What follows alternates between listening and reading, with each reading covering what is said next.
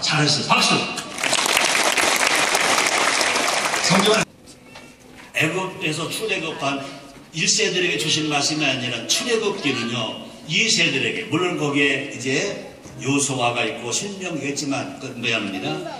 이 세들에게 주신 말씀인 것입니다. 요소와 갈렙을 빼놓고 모두가 다 출애굽 2세들에게 주신 말씀입니다.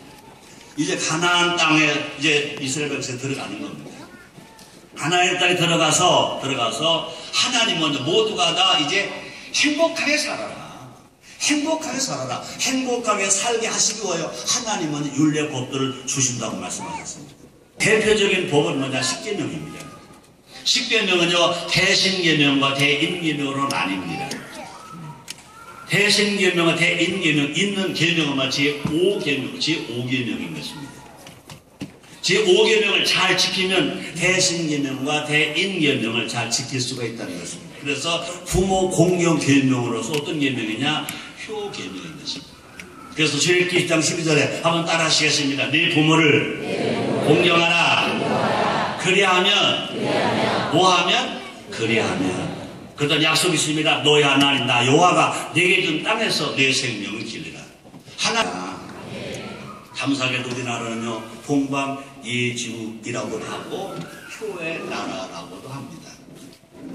여러분 제가 강사 목사가 여러분들에게 큰절하니까 좋았죠? 좋다고 왜 했어요? 나는 한국 사람이니까. 역사학자 안돌 톨미 박사가 이런 말을 했습니다. 한국에서 장차 인류 문명에 크게 이바지할 것이 있다. 한번 따라하시겠습니다. 한국에서 장차 인류 문명에 크게 이바지할 것이 있다. 그것은 부모를 공경하는 효사상입니다.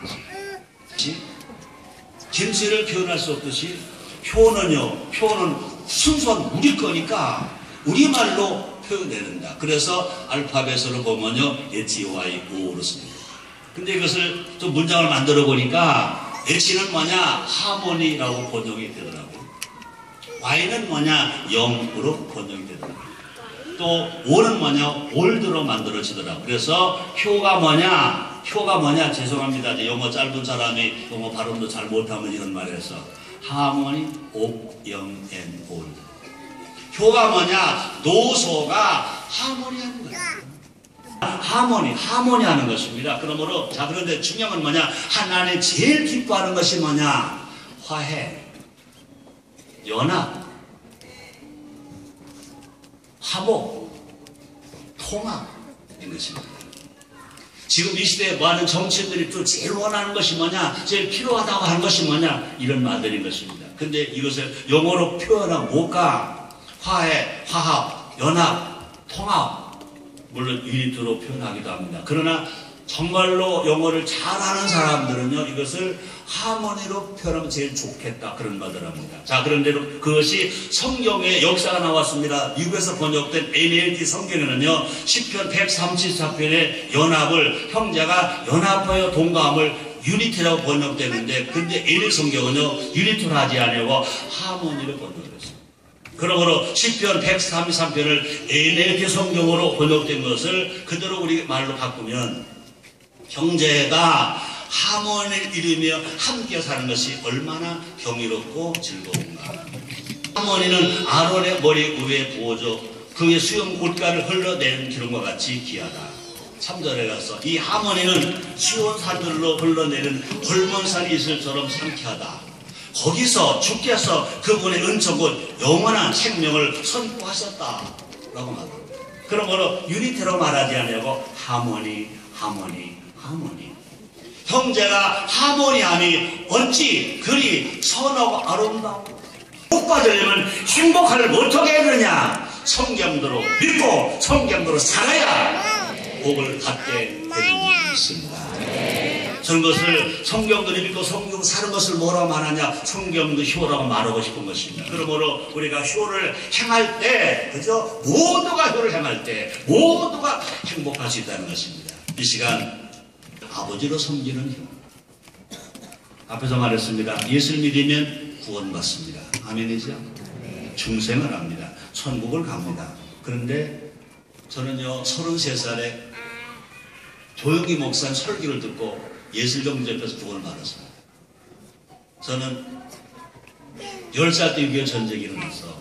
6.25 전쟁 때 우리 아버지, 둘째 아버지, 셋째 작은아버지가 다 돌아가시고 셋째 작은아버지는 육군 대위로 전사하셨습니다.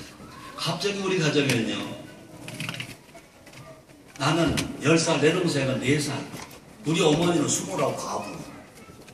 얼마나 고생했겠어요. 근데 제일 슬픈 것이 뭐냐? 아버지가 없어서 아버지라고 못 부르는 거. 아버지가 되는 겁니다. 내가 하나님 아버지 아들이 되는 겁니다. 나는 신학적으로 예수를 구원받는다, 중생한다, 천국 간다. 그렇지만 나는 그거보다 더 좋은 것이 있습니다. 왜? 내가 예수 믿었더니 나에게 아버지가 생겼다. 하나님 아버지시다. 하나님 아들이다.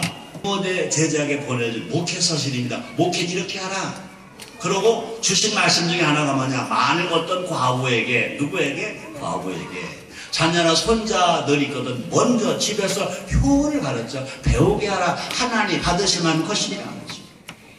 여러분 보니까 네 아버지여 어머니를 공경하라. 이것이 약속에는 첫 계명이니 이는 내가 잘 때고 땅에는 장수한다 그랬습니다. 자 그런데요 하나님을 경외하라. 나는 요한이라 그랬습니다. 우리가 하나님의 재물을 들으러 가다가 형제에게 원망들이 있다고 생각하거든. 재물을 두고 가서 형제와 화해하러 간 것처럼 우리 하나님을 경외하기 전에 너는 샘벌에 비로서라. 노인 얼굴을 공경하라. 그 다음에 하나님을 경외하라. 하나님의 말씀이라 이렇게 말씀하고 있습니다. 오병이의 기적을 행하실 때요 어린이가 내는 물고기 2마리 보리도 5덩어리 때문에 오병이의 기적이 일어났습니다. 그러면 어린이는요 우리는 흔히 말합니다. 미래의 희망이다 말합니다.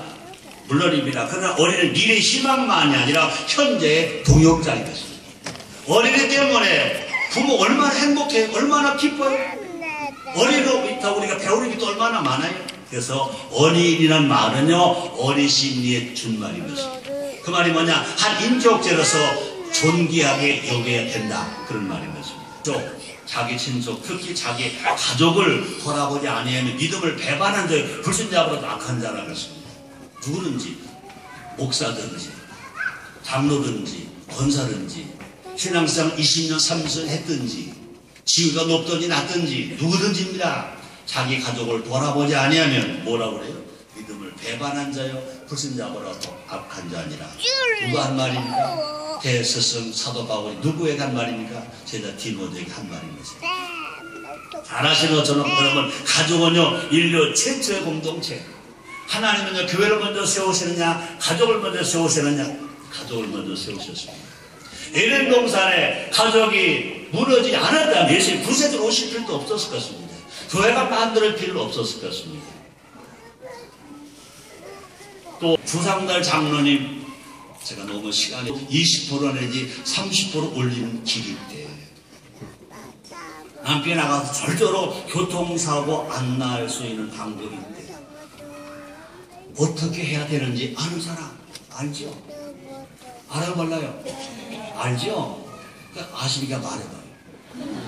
말해봐요. 부끄러워하지 말고. 그렇지. 남편이 출근할 때 그저 현관에 가서 뭐 해주래요? 뽀뽀해주래요? 키스해주래요? 뽀뽀가 뭔지 키스는 잘 몰라요. 언제 얼마나 해본 지가 오래돼가지고. 우리 장로님들 교회 가서 이러지 마라 우리 사람한테. 자 어르신들 장미 당장보라 나라가 먼저. 아멘입니까? 저는 김성이랬습니다. 모두 함께 살자. 우리 함께 살고 어떻게 될까? 저는 상심운동 일으키자 그랬습니다. 첫째 뭐냐? 신앙심, 두 번째 애국심, 세 번째 효심 그랬습니다. 그때 애국심을 말할 때 나보라 나라가 먼저다 그런 말 했습니다. 애국심이 없으면 목회하지 마. 난 목회니까 목사인데 애국심이 없으면 목회하지 마. 애국심이 없으면 기업가 되지 마. 장사 꾸는데도 기업가 되지 마. 애국심이 없으면 공무원 하지 마. 애국심이 없으면 정치하지 마. 맨 마지막 뭐라고 그럴게? 애국심이 없으면 대통령 하지 마. 근데 제가 참 약죠. 애국심이 없으면 목회하지 마. 그 말을 안 하고 뒷말 했으면 내가 욕을 되게 먹었거나 끌려가서 혼났을 것입니다. 그러나 애국심이 없으면 목사하지 마. 목회하지 마.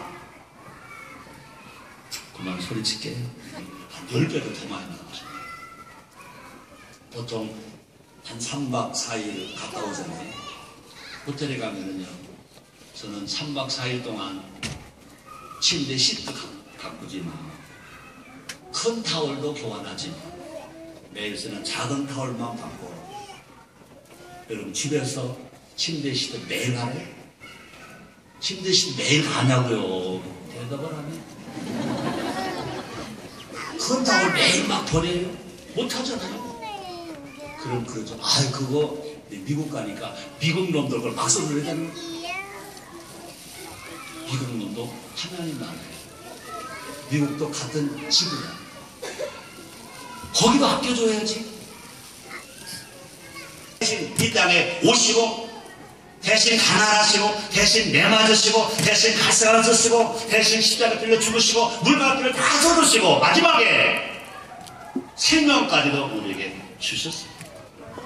그 예수님 말씀하십니다. 마가복음 10장 45절입니다. 인자의 온 것은 섬겨 받으려 하면 도리어 섬기려 하고 자기 목숨 많은 사람의 대선물을 주려 함이니라 라고 말씀하십니다. 우리도 똑같이 섬기는 사람이 되어야 기독인이 되는 줄 믿습니다. 이기주의가 되는 이기주의가 되면 자생 공짜 힘껏 벌어라. 힘껏 지켜라. 세 번째, 힘껏 써라. 이것이 성경적 경제인 줄 믿습니다. 진정한 평화와 행복이 우리 삶 현장에서 막 일어나게 될 줄 믿습니다. 결론을 짓게요. 자, 이렇게 7대 효를 할 때 그런 효자가 받는 5대 행복이 있습니다. 앞에서 말했습니다. 효는 행복이라고. 효를 행하면 행복을 선물로 받는다고. 저는 1995년 지금서부터 18년 전부터 성경도 효운동을 했습니다. 저는 그런 말을 했습니다. 효가 살아야 나라가 산다. 사랑, 원리효도가 이루어지는 가정이 행복합니다. 자문서 23장 25절에 말합니다. 내 부모를 즐겁게 하며 너 낳은 어미를 기쁘게 하라 그랬습니다. 명심보감에 나오는 말입니다. 자유 쌍친나여 가와 만사서 그랬습니다. 우리 흔히 알기는요, 가와 만사서 알아요. 근데 어떻게 가와가 되느냐? 자효 쌍친나일 때. 자식이 양부모에게 효하면 양부모가 즐겁고, 양부모가 즐거운 가정이 화목하고, 가정이 화목한 만가가 이루어진다. 그 말인 것입니다. 여러분, 이삭의 형통이 뭐냐?